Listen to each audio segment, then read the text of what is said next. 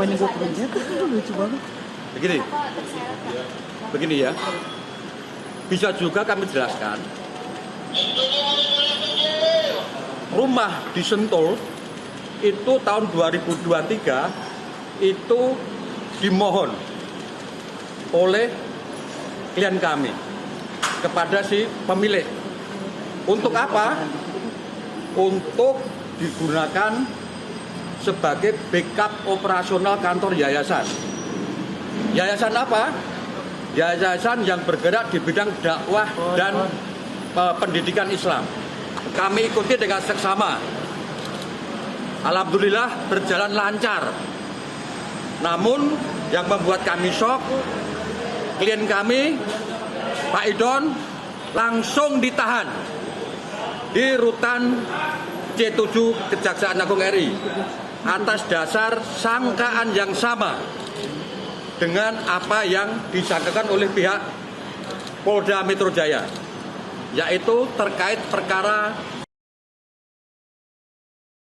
Samintan. Itu poinnya.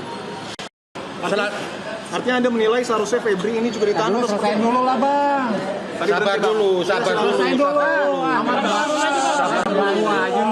tangannya Pak? Aman Bang, sorry Bang. Ya. Silakan Pak. Media bukan lo doang. Di urusan Asabri, ya, klien kami tidak ada hubungan dengan namanya Ferry Boboho, ya, bahwa keterangan dia yang menyatakan menyerahkan 5 juta dolar Singapura kepada saksi Norman itu fakta yang fiktif, dibantah sama Norman dalam BAP waktu diperiksa di Kortas. Kedua, semua saksi money changer juga sudah diambil keterangan. Semua menyatakan tidak ada penerimaan 5 juta US dollar. Yang ketiga, ternyata Ferry tidak pernah di BAP secara resmi dalam tahap penyidikan. Nah, jadi itu adalah tuduhan fiktif. Karena itu kami protes keras. Dan kami minta kepada Jampitsus untuk mengevaluasi semua BAP saksi. Kedua, mengevaluasi relevansi alat bukti yang disita di Cipete, di kafe, di money changer, dan yang di Sentul. Apakah ada relevansi dengan perkara yang disangkakan kepada Pak Idon? Menurut hemat kami, sejauh kami konstruksikan keterangan saksi, alat bukti berupa surat dan sebagainya, itu tidak ada hubungan sama sekali dengan persoalan sangkaan Asabri klaster Samintan. Tangian, sorry. Baik yang di Sentul maupun di Cipete. Secara hukum pasti akan tertolak itu sebagai alat bukti. Jadi di era itu tahun 2020 ketika Pak Febri masih jadi Sumpahnya gue kebencet, lucu banget. Begini ya, bisa juga kami jelaskan. Rumah di Sentul itu tahun 2023 itu dimohon oleh klien kami kepada si pemilik. Untuk apa? Untuk digunakan sebagai backup operasional kantor yayasan. Yayasan apa? Yayasan yang bergerak di bidang dakwah dan pendidikan Islam. Sudah ratusan, mungkin sekitar 700 santri dari Indonesia Timur, terutama kawasan Papua dan Maluku, yang saat ini menjalani program pesantren di daerah Banten. Nah, itu kantor dipakai sebagai backup operasional yayasan itu. Tahun 2024, Pak Idon meminta izin membangun brankas. Fungsinya buat apa? Untuk menaruh barang-barang berharga. Karena di situ nanti banyak aktivitas operasional yayasan. Nah, sekarang dikaitkan dengan temuan penggeledahan. Ada 74 kg emas, 14.000 12 juta US dolar Singapura dan 4 juta something ya Amerika, pada saatnya akan kami buka ke publik seluas-luasnya. Yang pasti itu tidak berkaitan dengan Pak Febri.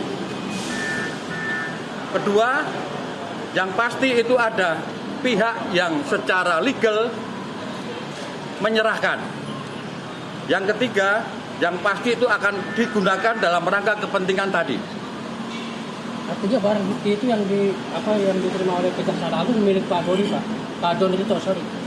Itu penguasaannya ada di klien kami. Penguasaan, kepemilikan.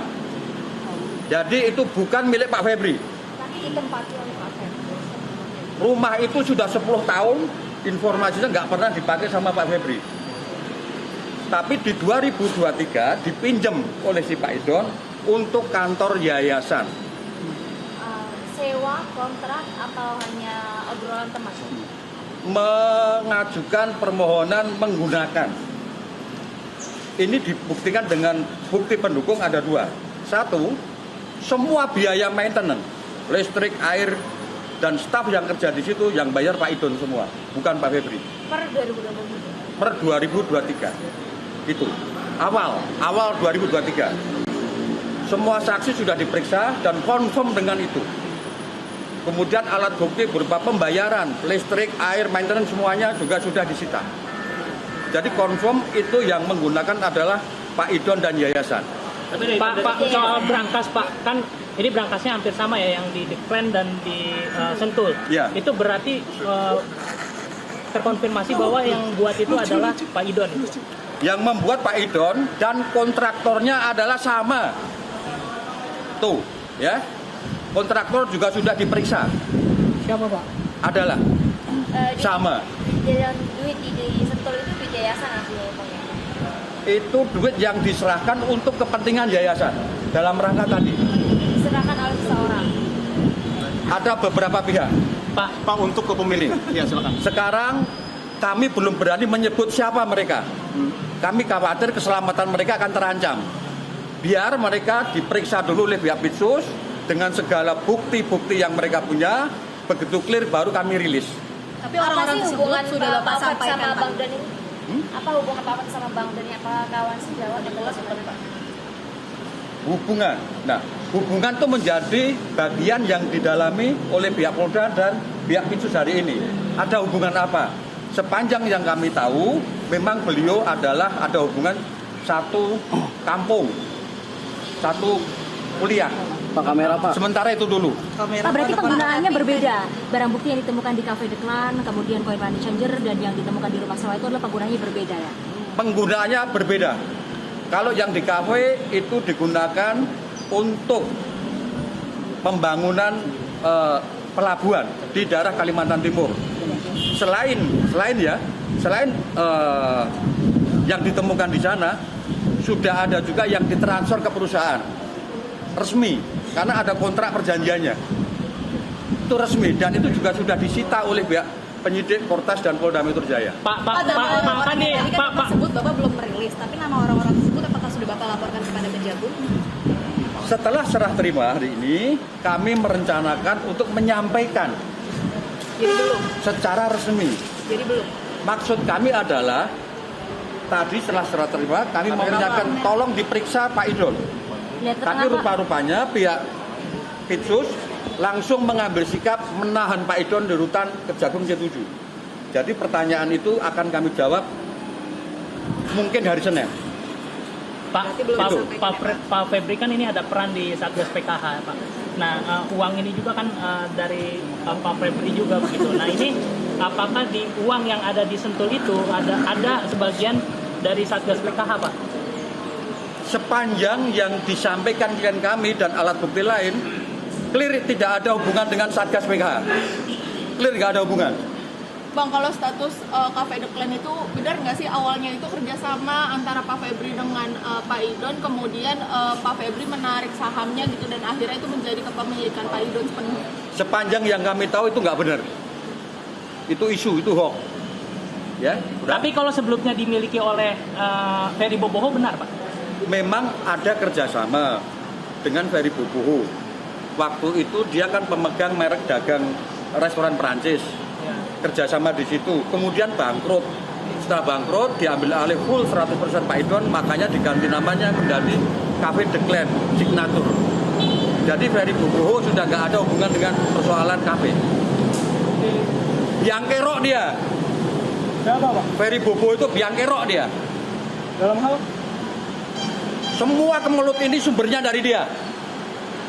Tadi Bapak menjelaskan bahwa keterangan Ferry Boboho itu dijelaskan informal begitu. Berarti terkait kasus ini itu berdasarkan dari keterangan Ferry Boboho itu seperti apa? Coba ditanya ke rekan-rekan di pihak Polda atau Portas, apakah Ferry Boboho sudah di BAP sebagai saksi belum? Ketika seprindik tanggal 6 itu diterbitkan. Tapi Abang meyakini bahwa Ferry Boboho ini sempat dimintai keterangan oleh pihak Portas Polri terkait kasus ini, tapi secara non formal begitu. Soal itu menjadi pertanyaan yang aku titip ke sampean, tanya ke mereka. Tapi secara formal, setahu kami dia belum pernah di BAP. Pak, maju lagi. Pak menegaskan Pak, berarti Pak Idon ini apakah juga menerima hasil korupsi dari FA terkait dengan PT Asabri ini Pak? Memang Pak Eva ada korupsi apa? Ada korupsi apa dia? Kalau dari pasal dan pernyataan dari Kan tadi udah dijelaskan. Keterangan si Ferry Boboho mendapat 5 juta dolar dari si Tan Kian. Versi Ferry Boboho adalah diserahkan ke Norman di kafe. Norman kemudian bawa ke money changer. Si Norman sudah di BAP. Dia menyatakan tidak pernah menerima 5 juta dolar ataupun apapun itu dari Ferry Boboho. Ini juga dikonfirmasi ke petugas money changer. 7 orang diperiksa. Pada saat kondisi mereka shock karena ada operasi besar. Dan mereka menyatakan tidak ngerti, tidak ada itu uang 5 juta dolar. Nah, Keterangan Ferry itu kan didapat waktu dia ditangkap untuk kasus Brigadir Yosua itu. nah ini jawabannya ini nih.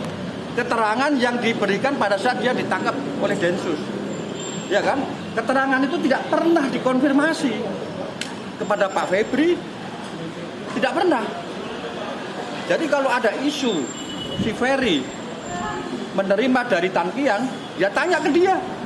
Jadi menurut Abang karena keterangan didapat dari perkara lain harusnya dijasa untuk dimasukkan ke perkara yang ini atau bagaimana? Sah tidak itu ada mekanisme untuk menguji, tapi fakta yang bisa disampaikan seperti itu dulu. Ya, ada mekanisme hukum untuk mengujinya. Bukan di forum ini menguji itu. Oke ya. Terima kasih Pak. Subscribe, share, like, and comment.